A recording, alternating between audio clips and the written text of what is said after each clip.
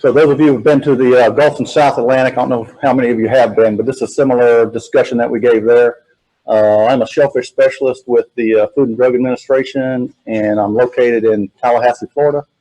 I work closely with ADPH and conservation within the shellfish program in Alabama. So I'm going to give a quick discussion on the National Shellfish Sanitation Program and our current biotoxin HAB requirements for the shellfish program. And so under Chapter 4 of the model ordinance, it's our growing area chapter. All of the marine biotoxin management, control, contingency plan requirements are identified under that chapter. That is available at the ISSC website. You can do a search for issc.org and you can find the full model ordinance there. These are current action levels for closing state shellfish growing areas. And for Carenia, you do notice Carenia is the only one with a actual requirement for cells per liter. I will say most states, while there may not be a requirement within the program, most states have set precautionary closure requirements for most of the HABs that affect their programs. So they'll close based on cells per liter, and then they'll also do analysis of the meat samples to confirm toxins within the shellfish. But the Carenia level has been there for quite a number of years based on Karen Steidinger's many years of dealing with HABs in Florida. And the other one that we have seen here in Alabama that hadn't been a toxin producer yet is Pseudonychia bloom. So we haven't had any real domoic acids. They've been precautionary closures that were reopened fairly quickly. I think the closest area that we've had problems with domoic acid is St. Joe Bay. And for some reason, St. Joe Bay in Florida is just a toxin producer of domoic acid. The Pseudonychia there is on steroids or something. And it's had closures just about every year in the last number of years. So the need, I just go over these real quickly. Paralytic shellfish poisoning, of course, that's the one that can kill people. That's the one that garners the most attention in this program. And while we have had a little bit of PSP issues in Florida, we've never found any of shellfish. Is that right? We've just found some HABs that produce it. So fortunately, we haven't found any in the shellfish. There have been some precautionary closures, but really it's NSP. Have we had any ASP? There have been some blooms in Florida. For ASP in Florida, I think we have had some. We have a lot of, yeah, no closures. So the other four will make you not feel very good, but they won't kill you. They'll still give you gastro problems. Nobody wants to deal with that, especially after eating shellfish. There's enough problems with shellfish with other micro issues than having to deal with some of these items. And so far, we've been fortunate. The commercial fishery, we've been very fortunate. We haven't had an outbreak. I think there may have been a couple sporadic cases of PSP in the Northeast over the last couple of years. I don't think they've really been confirmed, but it's been highly suspect that it was a shellfish illness. But we've been good about keeping these illnesses out of the commercial market based on our current management conditions. And for more information, you can always find information on the bad bug book on the FDA website. And we have a new marine biotoxin management video put together by Dr. Stacy McElroy, and it's a really good video. If you haven't seen it and you're interested in HABs, it's really good in explaining all the HABs and risks associated with them.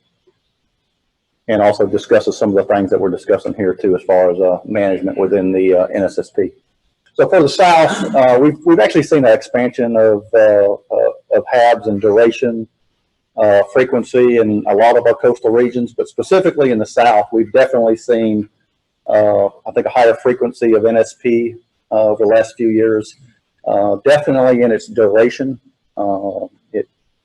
South Florida, I think, still has one area that's been closed since 2017, November of 2017. So I think Gasparilla Sound has been closed since then due to Carenia. They had, I mean, extensive closures. Most of their areas staying closed down there in Southwest Florida for close to a year. So that's really been impacting their region down there. And they're asking some of the same questions the industry here is how can we get around and open some of these areas? There's some new questions about maybe trying to depurate out, calling it something other than depuration, but trying to depurate out some of the toxins. There's discussion about doing some relay to other areas. To me, that sounds like probably the best option. They're talking about maybe using some wet storage tanks to try to help depurate out some of the toxins and then move it to another open area.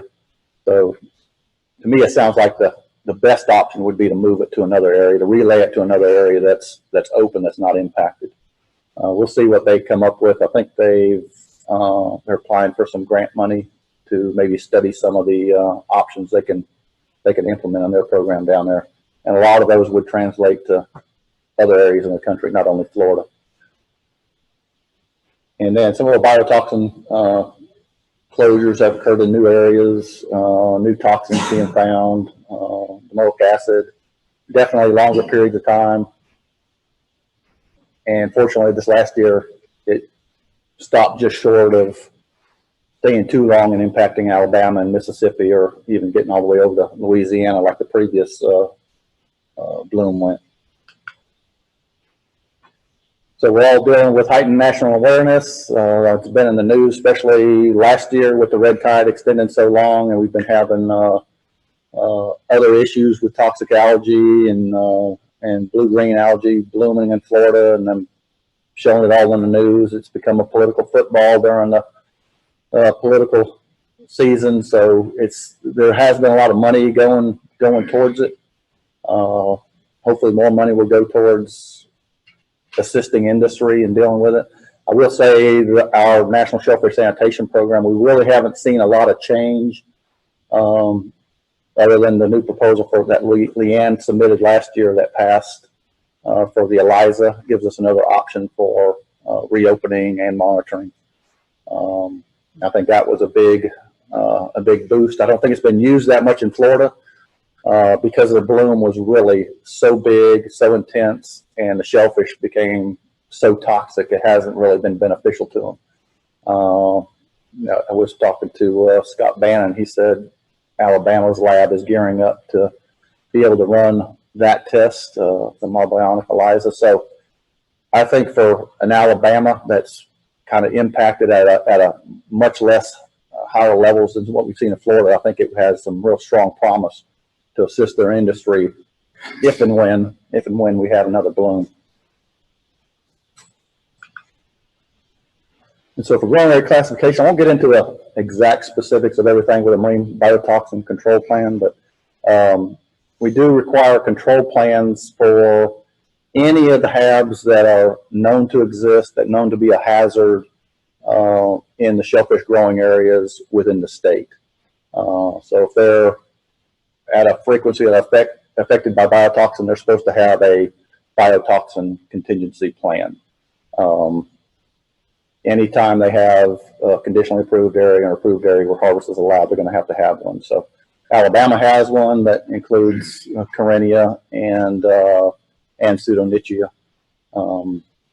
And Florida has one that covers just about everything right now.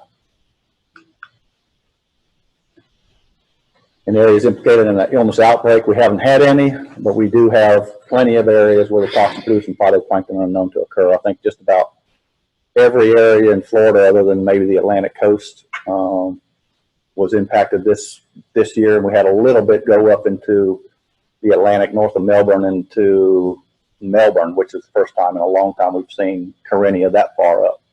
But all of Florida's areas are covered under our marine biotoxin control plan. All of Alabama's. I think the only state that we really cover in the southeast region where they have control plans, but they haven't had to implement them, is Georgia, South Carolina, and North Carolina. It's been since, I think, the late 80s, early 90s since we've seen anything impact those areas.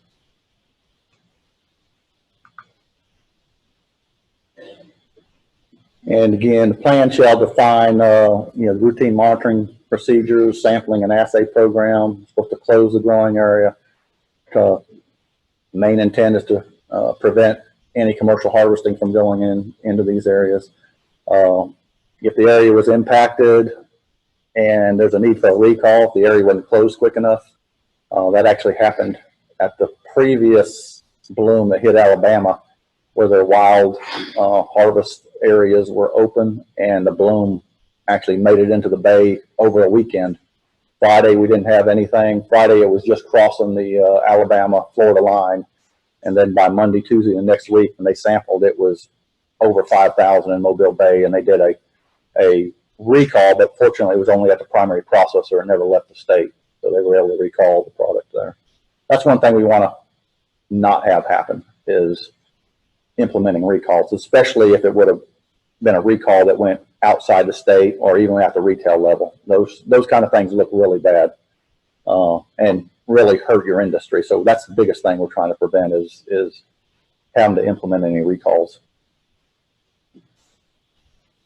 And then we also try to coordinate. One thing we do, I think we do pretty well as well, is we coordinate not only with Alabama, but when we start seeing a HAB event starting in Florida, and typically what we see is, what we've seen, I guess, lately, is after a big storm event, we'll have a HAB event, usually Carenia, blowing up around St. Joe Bay, Crooked Island Sound, Bay County. And usually when that happens, I start letting Byron know, and I'll start calling our shellfish specialist, John Vise in Louisiana, saying, hey, things are happening, be aware.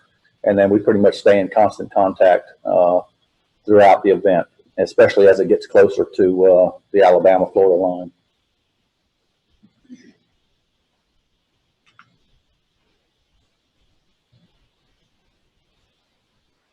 And then one of the things they're also supposed to do is set your screening levels if they're gonna do screening. You can screen using tests that aren't approved for reopening. So you can use about any method you want for screening. It's just an informative tool to use. If you're going to reopen, they're supposed to use labs that have been evaluated by one of the FDA lab evaluation officers and have approved the lab method that you're using that's been approved in the NSSP. And then other controls as necessary. Authorities may use precautionary closures. Alabama does, Florida does. If they use a precautionary closure and then it's found that whether they're precautionary closing based on sales per liter or some other level, and the precautionary closure didn't exceed the action level, you can actually reopen the area without sampling. We typically recommend, if the bloom's close enough to be there, we usually recommend they do some type of meat test, and especially now with the new ELISA, it's so much easier. And I think that's what we did last time. While the Carenia was never really found in the bay, the areas where meat samples were taken, and they were tested using the ELISA method.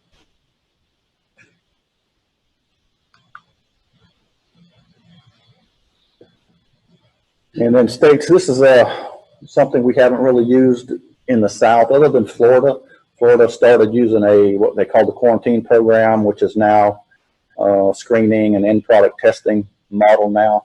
But there are abilities within the marine biotoxin management plan where you can close the growing area, but leave areas open within that growing area that haven't been impacted. And that's something you can build into a marine biotoxin management plan.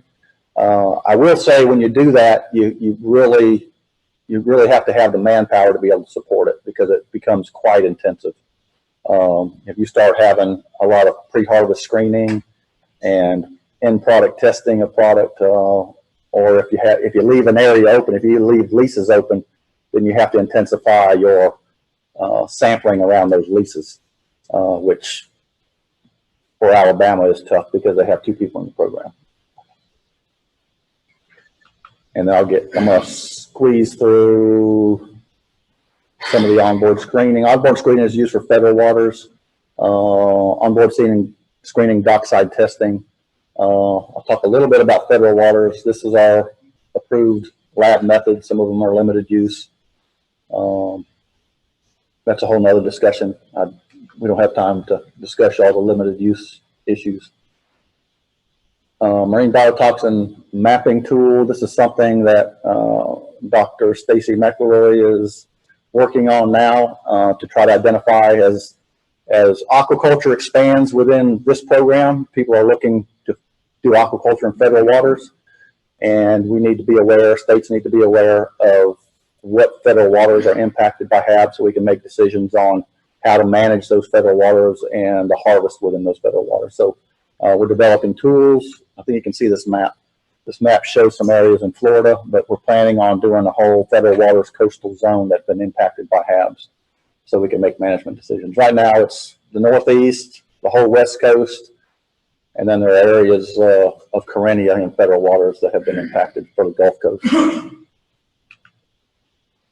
A contingency plan. This is something the states have to develop too. This is a new requirement. Contingency plan is for those HABs that haven't impacted the state, but they are within the U.S. They're supposed to develop a contingency plan just in case they find them within their state. These are for emerging toxin produced in phytoplankton. And we got a list of them in the model ordinance. And I'll go through this quick because I'm out of time. And so some management options. This is the last thing I wanted to end on. These are some things that other states are doing. Other states have implemented within their program. Some of them are closing. Their management is just to close. If the area has been impacted, they just close. That's their management option. That's similar to what Alabama does, Mississippi, Louisiana, Texas. Florida does for most of their areas. They got a few areas that have aquaculture leases. I think a few in the Southwest, and then the area around Cedar Key. They have specific management plans based on closing the growing area impacted by the HABs while keeping portions of that growing area open.